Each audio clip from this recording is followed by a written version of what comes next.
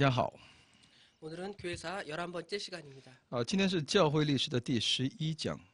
지난 시간까지 우리가 중세 교회사까지 배웠습니다. 上一讲呢，我们学到了有关中世纪的教会。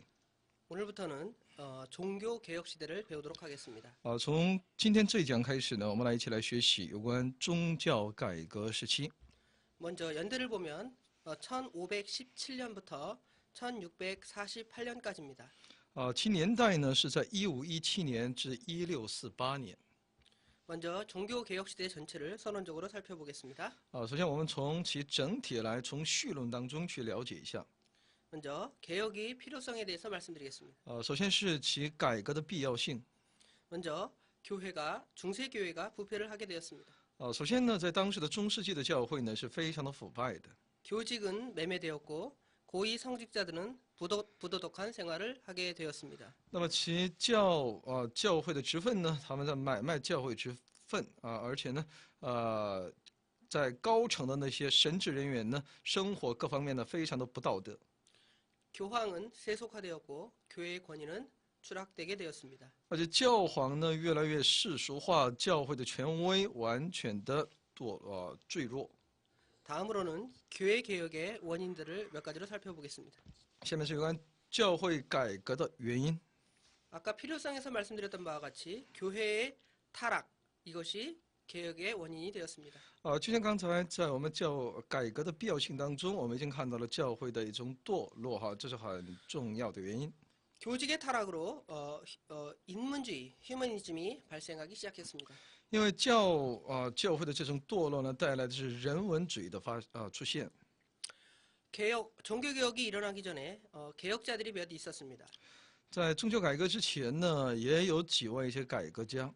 위클리프와 후스는 종교 개혁 시대에 큰 영향을 미쳤습니다. 在威克里夫和霍斯他们在宗教改革这段期间当中呢，起了非常重要的作用。 교황 레오 10세는 속죄표를 판매하게 되었고요. 이에 대해서 마틴 루터는 봉기를 하게 된 것입니다. 那么教皇利奥14世呢，他开始贩卖还有售那个赎罪券这样一来呢，马丁路德呢对此有强烈的他的一些反驳。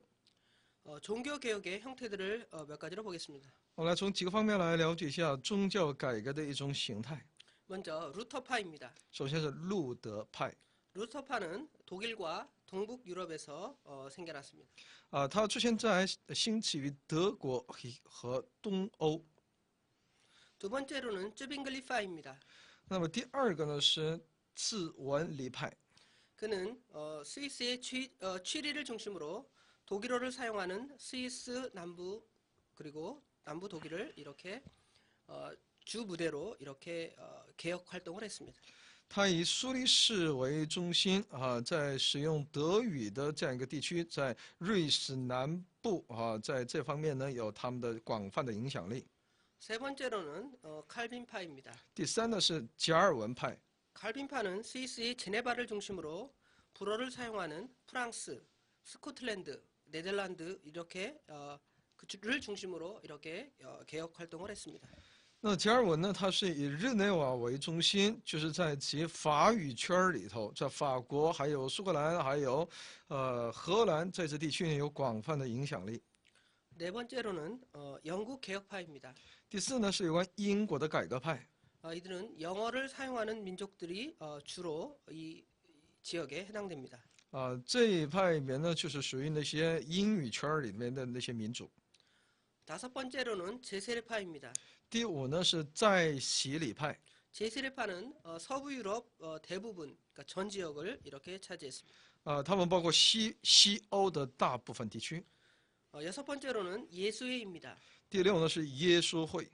아까 1번부터 5번까지 이 상태들은 카톨릭을 개혁하는 그런 입장이라면 카톨릭을 반대하는 입장이라면 예수회는 이 카톨릭을 개혁하는 그러니까 구교를 개혁하는 종교 개혁 운동입니다.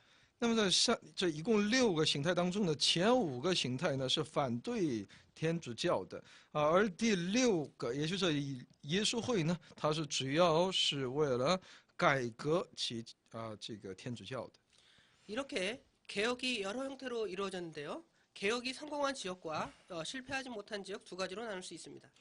那么在这样的一个改革的兴起呢，所带来的是一个成功的一些区域和未能成功的一些地方，也就是失败的一些区域。 개혁을 성공한 지역은 튜튼족이 자리 잡은 북유럽과 로마 지역을 제외한 대부분의 지역들입니다.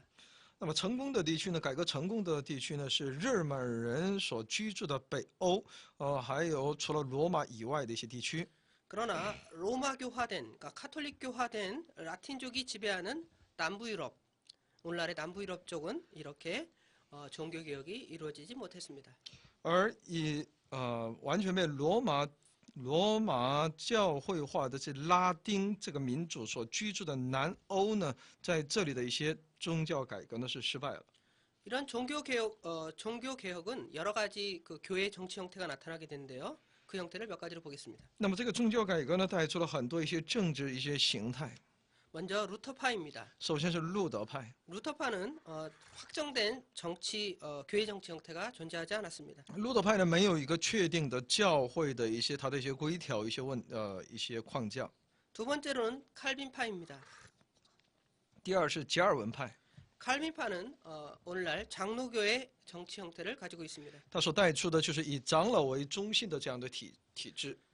세 번째로는 영국 국교입니다. 第三是英国的国教， 영국교는 정치적으로는 로마 카톨릭과 똑같은 정치 체제를 가지고 있습니다. 他们从体制上呢是跟罗马天主教是一样的体制。 네 번째로는 제세례파의 정치 형태입니다. 那么第四呢是在洗礼派的一些体制。 제세례파 정치 형태는 침례교 정치 형태인데요. 회중이 정치하는 오늘날의 민주정치와 비슷한 형태입니다. 是浸信会的这种体制也就是以会众来来主持这个教会的。 이 당시에 신학 사조들을 몇 가지로 살펴보겠습니다. 我们来看一下这段时间当中的一些神学的一些思潮。 먼저 이들은 구교와 일치된 신학을 가진 점도 있었습니다. 首先呢，他们与一些旧教，也是天主教有一些一致的部分。 하나님, 그리스도, 성령 이 삼위일체 교리는 카톨릭과 개신교가 공동으로 공유하는 사상입니다. 神还有基督还有圣灵这三位一体的这样一个观点呢，是不管是天主教还是基督教都是同样拥有的。 이런 것들을 뺀다면 다른 여러 가지 신학적인 사상이 다른 것들이 많이 있습니다. 除此之外呢，在其他的一些神学领域呢，有很多一些不同之处。 교회 정치가 다르고요. 其教会的体制不同， 성경관이 다르고요. 其圣经观不同， 구원관과 내세관이 다릅니다. 救恩观还有来世观等等都不同。 개신교도들은 전승과 가경을 배격하고 정경만 인정했습니다. 而改革中的这些教会呢，他们拒绝所有的一些传说或者是一些次经这些，只注重正经其圣经。 개신교는 교회 내의 구원, 그러니까 교회 안에만 구원이 있다라는 것을 반대했고요. 그 다음에 교회 예전을 반대했습니다. 那么改革中的教会呢，他们就反对旧教也是天主教所主张的，只有在教会里面才有救恩的他们的主张也就只有进到教会才能得救的这份主张，还有教会里面天主教会里面的一些很多的那些圣礼。 개신교는 연옥설이나 속죄표, 미사, 화채설 등을 반대했습니다. 那么基督教它反对炼狱这么一个学说，还有赎罪券还有弥撒，还有化体说。 반대했다라는 것은 카톨릭은 그 반대적으로 아까 말한 그런 것들을 주장하고 그러한 교리를 갖고 나갔다는 것이죠. 也就是说天主教呢都在他们看重这些部分。 루터와 찌빙글리는 이러한 종교 개혁을 개척하는 인물이었습니다. 所以马丁路德也好，还有茨文利也好，他们都是为了开拓这样的一些改革。 칼빈과 멜랑히턴은 이처럼 루터와 찌빙글리가 개척한 그것을 이제 조직하는 그러한 역할을 했습니다. 那么加尔文还有梅兰希顿呢，他们主要从事的就是把路德和次文理的这种宗教改革思想，把它重新整理。 그 다음에 살펴본 것은 개신교의 예배 의식들을 살펴보겠습니다. 下面是有关改革宗教会的一些礼拜的仪式， 그들은 각 지역의 언어로 설교를 했습니다. 他们都是照着其当地的语言讲道。 라틴어로 설교하는 카톨릭과는 다르겠죠? 那么这与只用拉丁语讲道的天主教是不同的。 그 다음에 이제 신자를 교육하는 교육 그런 것들이 부흥하기 시작했습니다. 而且呢，在基督教呢就注重那些对信徒的教育， 미사나 분양 제도를 또한 폐지하는 일이 있었습니다. 废除了弥撒还有焚香制度。 또한 성일, 특별한 거룩한 날이겠죠. 성일이나 성자, 유물, 성상숭배, 사자를 위한 기도, 성지 순례 등을 개신교에서는 폐지했습니다. 而且呢，基督教呢也废除了那些所谓他们所制定的圣日，还有一些圣人，还有那些遗物、圣像崇拜还有针对神的使者的祷告，还有圣地巡游等等、巡礼等等。 이러한 종교개혁의 공과를 몇 가지로 살펴보겠습니다. 那我们来了解一下这宗教改革的功和过。 먼저 종교개혁의 공입니다. 首先是其功。 먼저 성경을 근본 사상으로 하는 대로 환원을 시켰습니다. 那么首先，他就还原圣经为其基督教的根本最基本根本的思想。 중세의 우상화, 의식화된 예배를 성경 중심, 말씀 중심으로 환원시켰습니다. 把中世纪的那种很多偶像化的，还有仪式化的那些礼拜呢，把它重新归回到其以圣经为中心的这种礼拜。 세 번째로는 전체주의에서 신앙의 자유를 얻었습니다. 那么第三呢，从其全体主义当中呢，他们获得了其信仰的自由。 그래서 성경 해석하는 길을 제시했고요. 하나님과 직접 교제하는 방법들을 가르쳤습니다. 也就提示呢解释圣经的道路也开启了与神直接交通的道路。 마지막 공으로요. 로마 교회 내 자체 혁신 운동을 전개했습니다. 同样也带出了在罗马教会内的自我的反省和一些革新的运动。 이러한 공이 있다면 또한 종교개혁에 과가 있는데요. 과를 몇 가지로 보겠습니다. 那么也有其过错。 첫 번째로는 신교 안에 여러 교파가 생겨나게 되었습니다. 那么第一呢，在新教也在基督教里面出现很多教派。 교회의 통일성, 주님께서 교회가 하나가 되라는 그 명령을 순종하는 데 좀 지장이 있겠지요.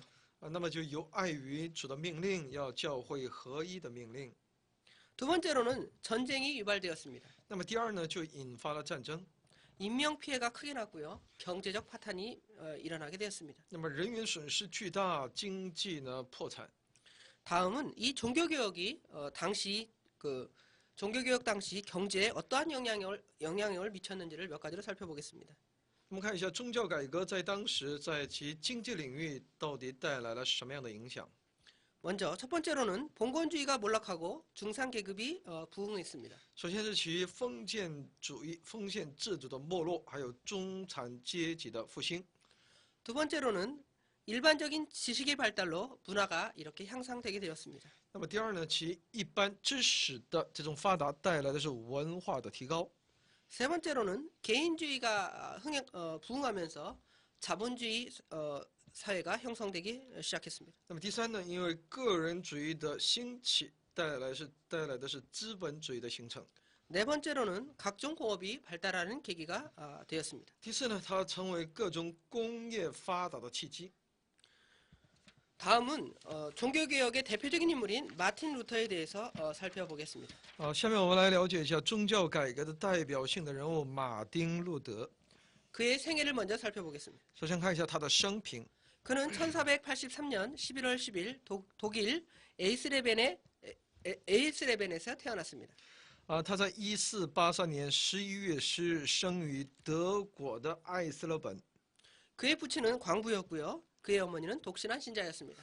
他的父亲是一个矿工其母亲是一个虔诚的信徒。 그는 19살이 되어서 에르푸르트에 대학에 들어갔고요. 거기서 스콜라 철학과 라틴 문학을 전공했습니다. 他在19岁的时候呢，进到阿尔富特大学，在那里学习哲学和拉丁文学。 어, 법학을 전공하다가 이제 아우구스티누스 교단의 수도원에 들어가게 되었습니다. 他后来想要去学法律，但后来到了奥古斯丁教团，进入到其修道院。 후에 비텐베르크 대학에서 논리학, 물리학 교수를 거쳐 신학 교수가 되었습니다. 后来呢，在威登堡大学呢，他讲那些作为教授呢，他讲伦理学，还有物理学等等。后来呢，也成为神学教授。 1511년 수도사회의 사명을 띠고 로마 지역을 여행하게 되었는데요. 거기서 교회의 여러 가지 부조리를 알게 되었습니다. 在1511年呢，他带着一个修道士参加修道士会议他去罗马在那里呢，他发现了教会的很多一些不协调的部分。 1512년에는 신학 박사가 되었습니다. 1512年成为神学博士。 1525년에는 카타리나 폰보라라는 수녀와 결혼을 했습니다. 在1525年，他与卡塔琳娜·冯·宝莱修女结婚。 1546년 2월 18일 죽음을 맞이했습니다. 在1546年2月18日去世。 그의 개혁 사업들을 몇 가지로 살펴보겠습니다. 我来了解一下他的一些改革的一些部分。 먼저 발단입니다. 首先是其发起的原因。 교황 레오 10세가 면제부를 판매를 했는데요. 이에 반대해서 1517년 10월 31일에 95개조 논제로 공격을 했습니다. 教皇里奥十世呢，他开始出售这个免税的这种券但在1517年10月31日呢，他就制定出95条来反驳攻击这个教皇的错误的这种做法。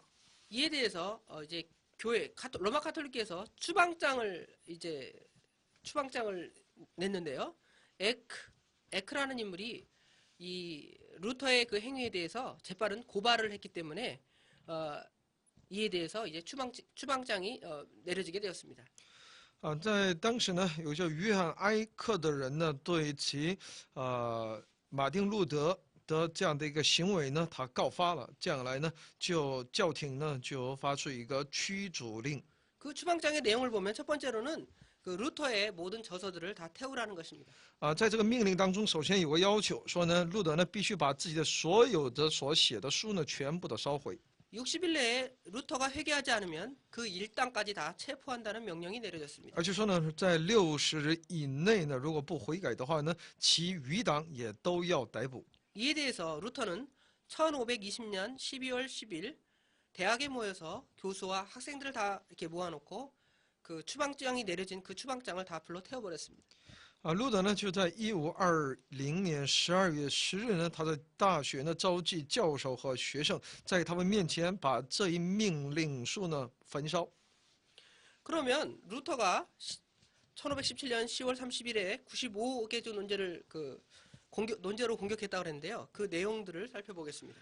那么路德呢，在1517年的10月31日呢，他贴出了95条。那么其抗议这个95条抗议都有哪些呢？ 먼저 면제표는 하나님의 증거를 없이 할 수 없고 교회의 정죄만을 없이 할 뿐이라고 루터는 말했습니다.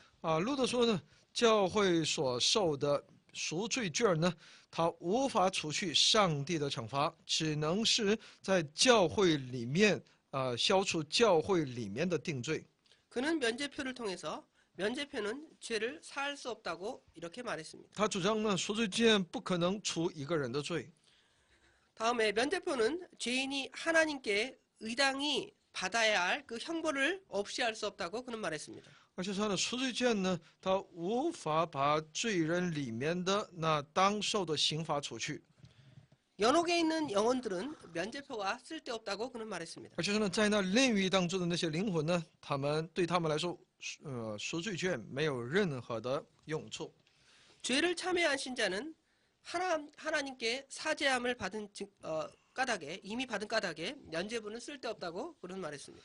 已经忏悔其罪行的这样的一些信徒呢，他是因为从神那里已经得到罪的赦免，所以呢，他没有必要再次领受赎罪券。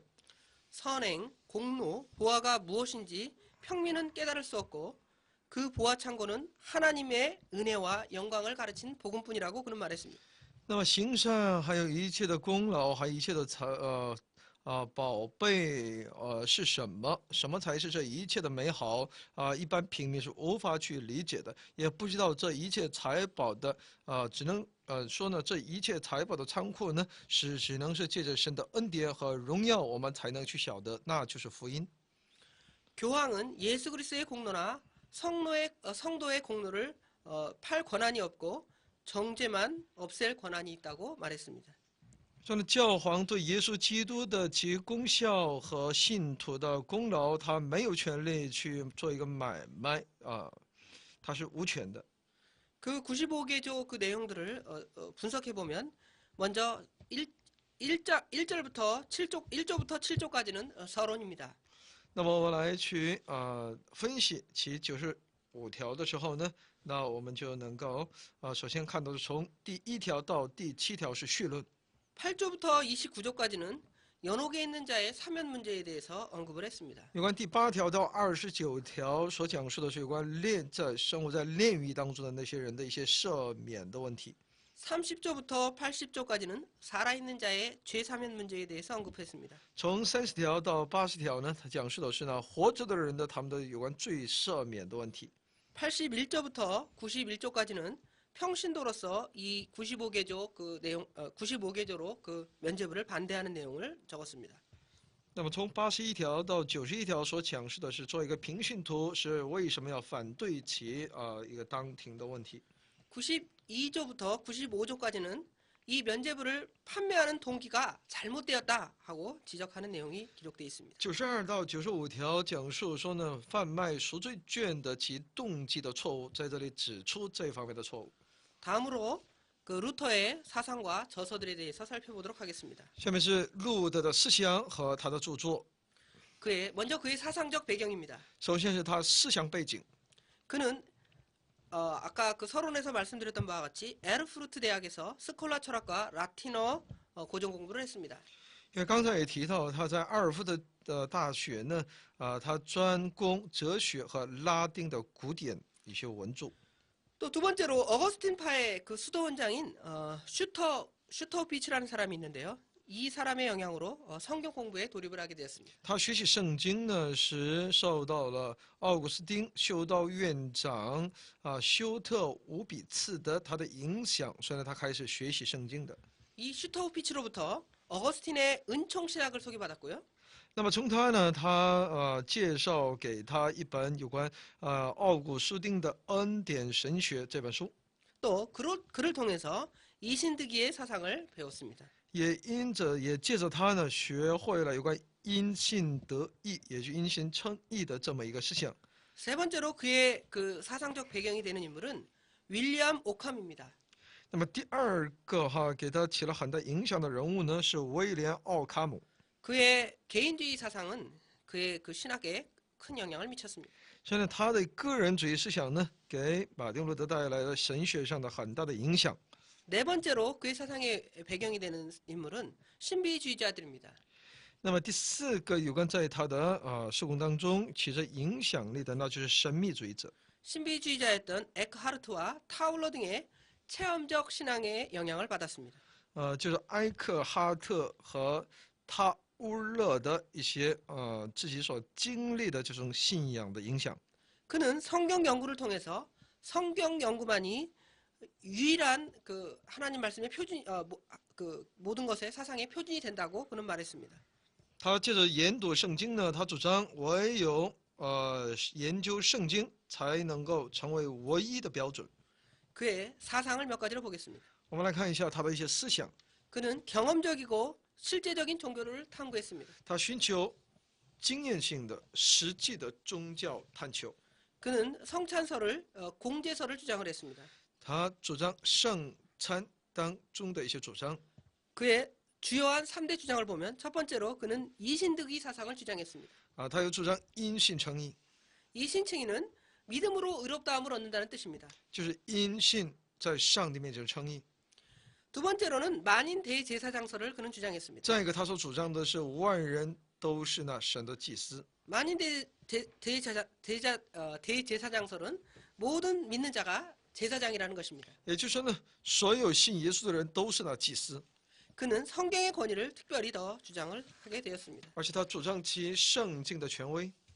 다시 루터의 구원관을 몇 가지를 보겠습니다. 我们来再看一下路德的救赎观， 루터는 구원이 오직 하나님께로부터 온다고 말했습니다. 他主张救恩呢只来自于神， 물론 이게 하나님 말씀이겠죠.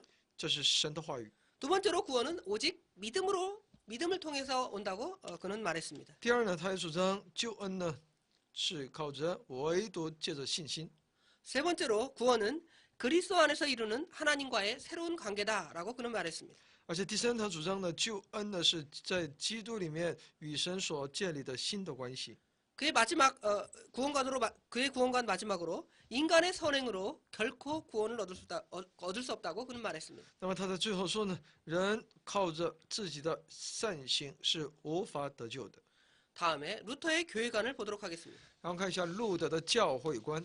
루터는 무형교회와 유형교회를 구분했습니다. 路德呢区分了有形教会和无形教会。 이거는 카톨릭은 유형교회와 무형교회를 분리하지 않고 하나의 교회로 봤는데 루터는 이것을 두 개로 나눈 거지요. 天主教呢把无形教会和有形教会呢都看为一，但是呢路德呢却把它分为二。 성령께서는 교회로 신자를 모으게 하시고 또한 지키시는 역할을 하신다고 그런 말했습니다. 而且他主张了圣灵呢会把那些信徒召集在教会里面，也保守他们。 그래서 루터는 거룩한 교회라고 표현하는 그 거룩한 교회라는 것을 그리스도를 믿는 모든 신자의 교제라 이렇게 말했습니다. 他把那圣洁的教会呢称之为基督徒一切相信基督的那些信徒的交通。 그 다음에 그는 하나님의 말씀이 전파되고 성례만 정당히 거행된다면 하나님의 교회가 설립될 수 있다고 그는 교회를 그렇게 정의했습니다. 而且呢，他说呢，教会呢，只要有神的传递的话呢，而且呢，适当的来遵守其圣礼的时候呢，教会就能够被建立。 그는 하나님께서 오른손으로는 교회를 왼손으로는 국가를 다스리신다고 말했습니다. 他主张呢，神用右手来治理教会，用左手治理国家。 다음은 루터의 국가관입니다. 下面是有关路德的国家观。 그는 교회나 국가를 이렇게 구분하지만 그렇다고 해서 군주권을 부정하지는 않았습니다. 他把教会和国家是区分开来的，但他也没有否定其君主的权利。 모든 신자는 원칙상은 의인이지만 실제상으로 죄인이기 때문에 국가의 통치를 받아야 한다고 그는 말했습니다. 他主张的信徒呢，从其原则上是义人，但从实际上他是一个罪人，所以他必须接受国家的统治。 그러나 종교 생활에 박해가 올 때에는 그에 대해서 복종할 수 없다고 말했습니다. 但是呢，其实教会生活受到逼迫的时候呢，就不能够服从。 박해 시에 성도는 망명할 수는 있지만 혁명적인 그런 수단은 불가하다고 그는 말했습니다. 受逼迫的时候呢，他主张信徒可以到一些别的一些地方去避难也好，但是呢，他却不应当用革命的手段。 기독교 지도자들은 통치자들의 잘못된 것에 대해서 비판하고 충고할 수 있는 그러한 의무를 가져야 한다고 그는 말했습니다. 而且他主张基督教的那些领袖呢，他们应该有着针对那统治阶层的他们的一些不好的部分的一些批评，还有对他们的一些忠告，这是他们的义务。 교회는 국가의 간섭과 보호를 받아야 된다고 그는 또한 주장했습니다. 而且他主张的教会呢，必须要接受国家的一些保护和间接的一些管理。 그래서 그는 교회의 행정권을 국가에 맡겼습니다. 所以他把教会的行政权力呢交给了国家。 이러한 국교주의, 즉 나라가 교회를 통치하는 그런 통치는 교권과 소권, 즉 교회의 권리와 세상의 권리가 서로 혼동되어서 교회의 영적인 역할을 초래하게 되었습니다. 但这种主张呢，确实教权和世俗的权利彼此混淆。在其教会的属灵在生命当中带来了很多的一些不利的因素。 다음은 그의 저서 몇 가지를 살펴보겠습니다. 下面是有关他的一些著作。 그는 1520년 5월에 선행론이라는 책을 썼습니다. 他在1520年5月写了《行善论》。 그래서 그는 그 책에서 선행은 오직 신앙 안에서 되어진다고 말했습니다. 在那里，他主张呢，行善呢，唯有在一个信仰里面才可以。 1520년 8월에는 독일 크리스찬 귀족에게 고함이라는 책을 썼습니다. 在1520年8月呢，他写了一本写给基督徒贵族的一本信。 그 책에서 그는 교황청의 부패를 공격하였습니다. 在这本书当中呢，他攻击其教廷的腐败。 그 내용들을 몇 가지로 보면 첫 번째로 교황이 세상의 속권을 지배하는 것을 반대했습니다. 那么第一呢，就是他在这本书当中反对教皇统治世俗的权利。 두 번째로 교황만이 성경을 해석할 수 있다는 것을 반대했습니다. 那么第二呢，反对唯有教皇才能够解释圣经的规定。 세 번째로 교황만이 어떤 그 회의나 이런 것들을 회의를 모을 수 있는 회주권을 주장하는 것을 반대했습니다. 那么再一个反对的就是唯有教皇才有召集会议的权利的这一部分。 그 다음에 1520년 10월에 교회 바벨론 포로라는 책의 제목을 또한 책을 썼습니다. 1520年10月呢，他又写了一本教会巴比伦被掳这样的一本书。 성도는 다 제사장이며 성찬, 세례, 참회만 예전이다라고 그는 말했습니다. 他说呢，信徒都是呢祭司说呢圣餐、洗礼忏悔才是唯一的圣礼。 1520년 12월에는 크리스찬의 자유라는 책을 썼는데요. 在1520年11月呢，他写了一本叫《基督徒的自由》一本书。 그 책에서 그는 로마서를 토대로 해서 이신칭의, 이신득의 교리를 이렇게 설파했습니다. 他借着罗马书为其基础，他在传授着因信称义的教义。 루터의 그 종교개혁의 과정들을 계속 더 살펴보겠습니다. 我们来继续了解一下其宗教改革的过程。 먼저 루터의 바름스 국회입니다. 首先是路德的巴仁斯国会。 바름스 국회는 1521년 1월 21일 칼 5세가 바름스에서 국회를 소집한 데서 시작됐습니다. 它的开始是在1521年1月21日，在卡尔的巴仁斯五世由他来召集的。 이 바름스 국회의 의제는 루터를 어떻게 처리하느냐 하는 문제였습니다. 其议题呢是如何处置路德。 교황은 특사 알렉산더를 그 회의에 보냈습니다. 教皇呢差派特使亚历山大， 이 국회에 이제 루터가 참석하게 되었습니다. 路德也参加这次会议。 칼 5세는 그 루터의 신변 안전 보증서를 써주어서 그를 소환했습니다. 那么卡尔五世呢给路德写了一封保障安全的这样一个保证书。 루터는 죽음을 각오하고 3월 26일, 그러니까 1521년이겠죠. 3월 26일 출발을 했습니다. 那么路德呢就在3月26日呢正式出发。 그는 그 국회로 가는 도중에 많은 군중들로부터 환송을 받았습니다. 他在去往国会的时候呢，受到了很多人的欢迎。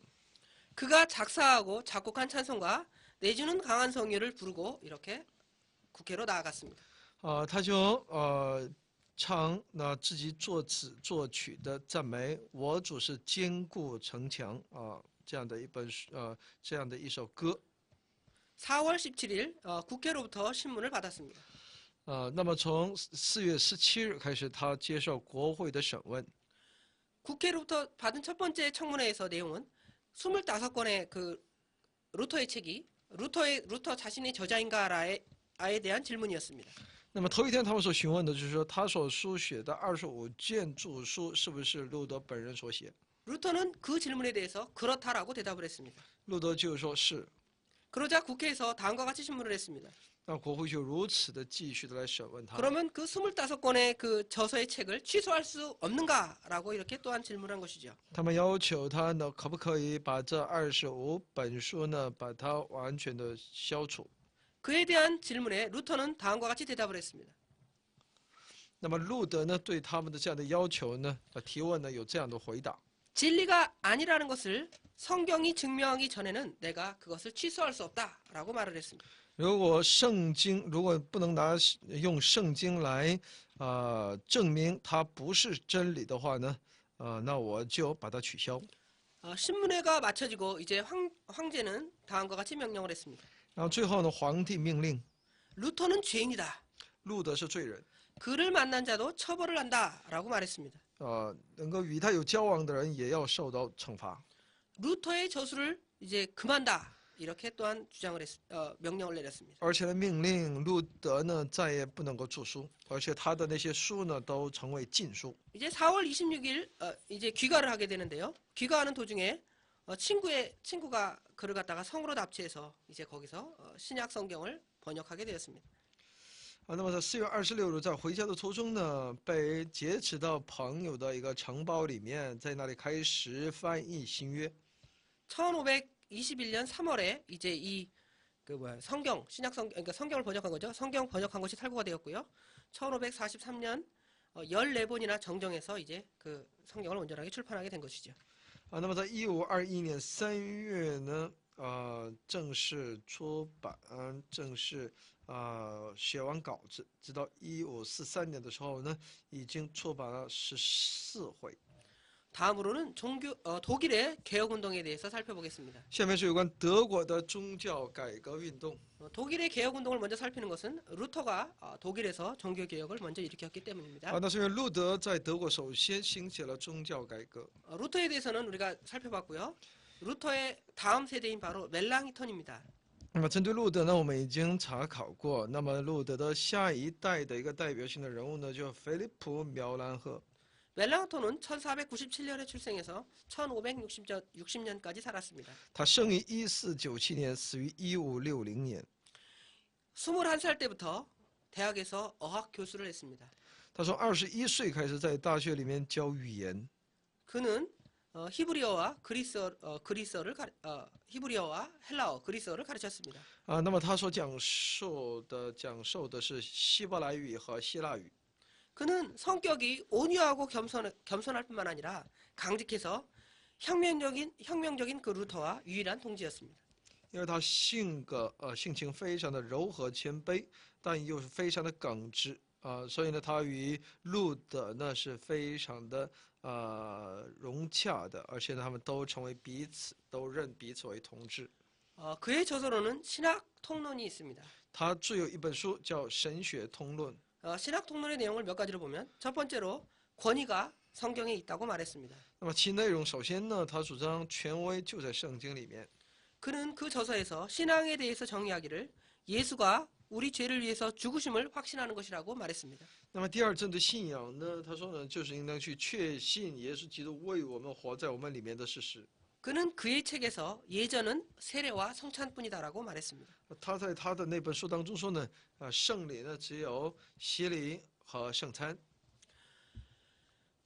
이 독일의 개혁 운동에는 두 가지 형태가 나타났습니다. 德国的改革运动呢出现2个大的类型。 첫 번째로는 온건한 주장을 냈던 온건파가 있었고요. 那么第一呢是有一些温和派。 또한 두 번째로는 아주 과격한 과격파 사람들이 있었습니다. 那么第二呢又有一些过激的激进派。 그러면 온건파와 과격파 인물들을 몇 명씩 살펴보도록 하겠습니다. 那我们来观察一下这些2个派别的一些代表性的人物。 온건파의 대표적인 인물은 에라스무스입니다. 那么在温和这个派别代表性的人物呢是伊拉斯谟。 에라스무스는 루터의 그 종교 개혁이 아주 과격하다라고 비판을 했습니다. 他批评路德的宗教改革非常的过激。 그 에라스무스의 그 생애를 몇 가지로 정리해 보겠습니다. 那我来从几点上去了解一下伊拉斯谟的他的一些生平。 그는 네덜란드에서 출생을 했습니다. 他生于荷兰。 그는 파리 대학과 옥스포드 대학에서 수학을 했습니다. 他就读于巴黎大学和剑桥大学。 그는 인문주의자였고요. 고문학에 그러니까 옛날 고전 문학에 아주 능통한 사람이었습니다. 他是人文主义者，他非常的注重其古代文学和这些方面的。 그는 헬라어로 신약 성경을 편집했고요. 우신예찬이라는 책을 저술했습니다. 他以希腊语呢来编写了新约，而且呢，他也著有一些书。 1513년 이후에 그는 그 독일에 살면서 독일의 개혁운동에 참여했습니다. 1513年之后呢，他生活在德国，参与到德国的宗教改革运动。 그는 스콜라 철학의 신학의 그 결함이 있다라고 폭로를 하게 되었습니다. 他主张文人神学呢有它的缺陷， 그러면서 당시 그 교직자들이 무식하다.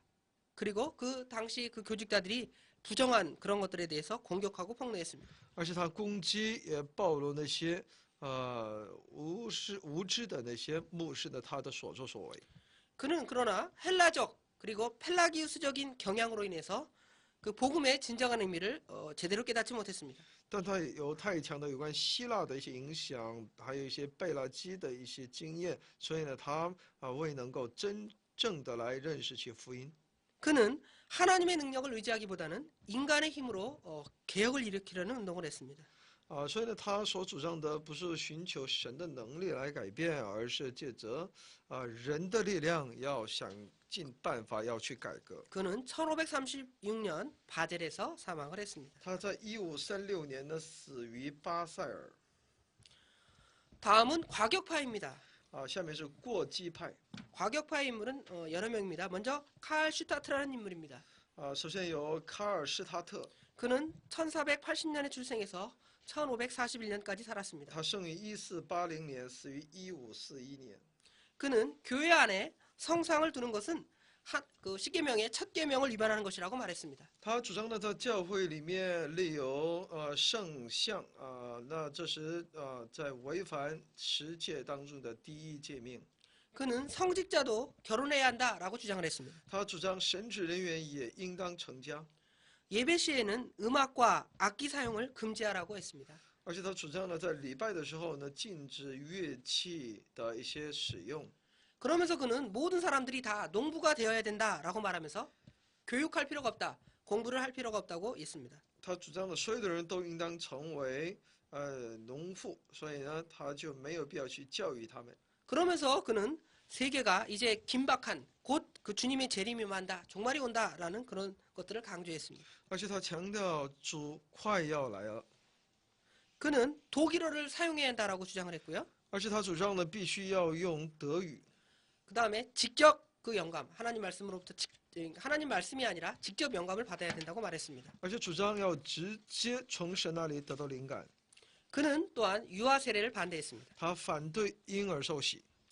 두 번째 과격파 인물은 토마스 민저입니다. 那么第二个过激的人物呢是托马斯敏采尔， 토마스 민저는 1490년에 출생해서 1525년까지 살았습니다. 他生于1490年，死于1525年。 그는 독일의 급진적인 종교가였습니다. 他是德国的非常激进的宗教改革家。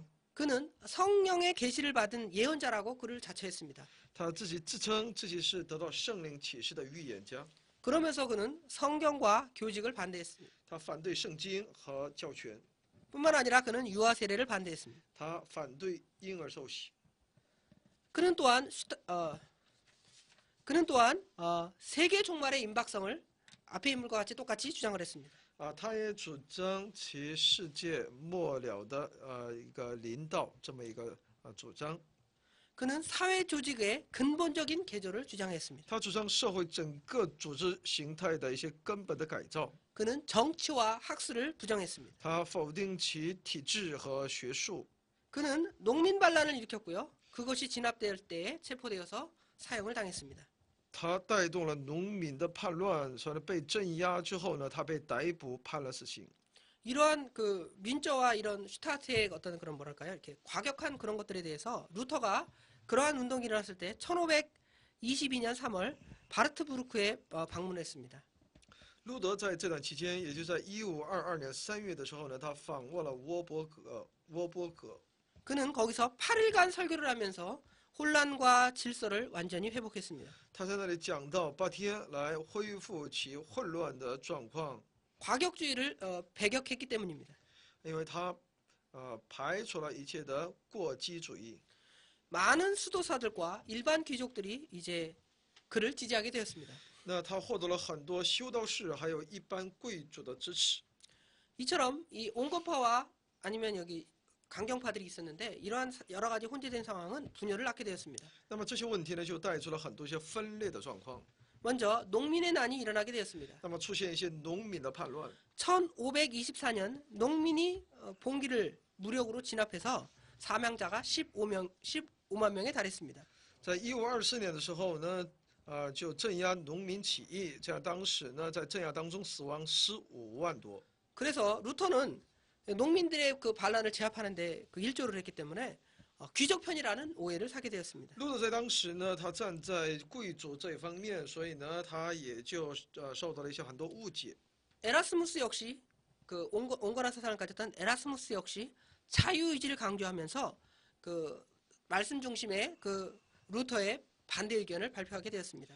那么以拉斯姆斯呢，他也是强调其自由的意志，他也反对路德。 아까 루터가 결혼한 얘기를 아까 말씀드렸는데요. 1525년 귀족 출신의 수녀인 카타리나 폰보라와 결혼하게 되었을 때에 많은 사람들이 그를 조소하게 되었습니다.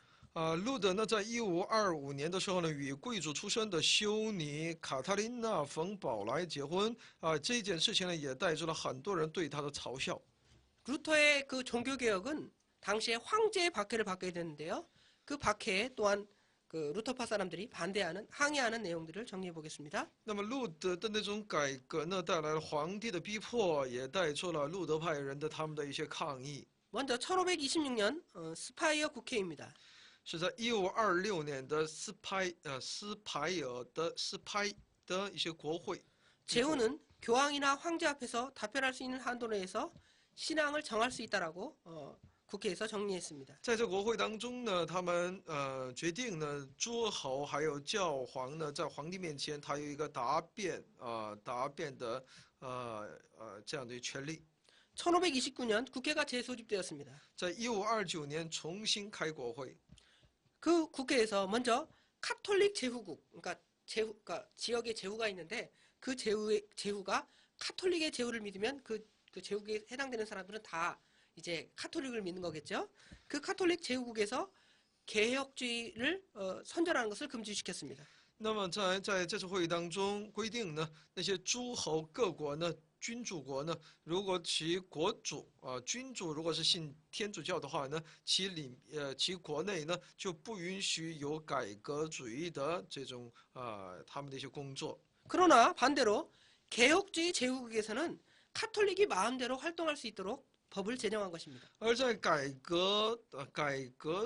着改革主义倾向的这个诸侯这些国家呢，却允许天主教自由的活动。 그러면서 옛날부터 그 권위와 세입은 그대로 가진다라고 말했습니다. 这样呢，他们照以往的这种惯例呢，依然拥有那种权威，还有一些税收。 이에 대해서 이제 개혁파 사람들, 그러니까 여기는 독일 개혁파겠죠. 독일 개혁파에서 항의가 일어나게 되었습니다. 这就带出德国改革派的一些他们的抗议。 1529년 4월 19일 항의문을 제출했고요. 在1529年4月19日提交抗议书。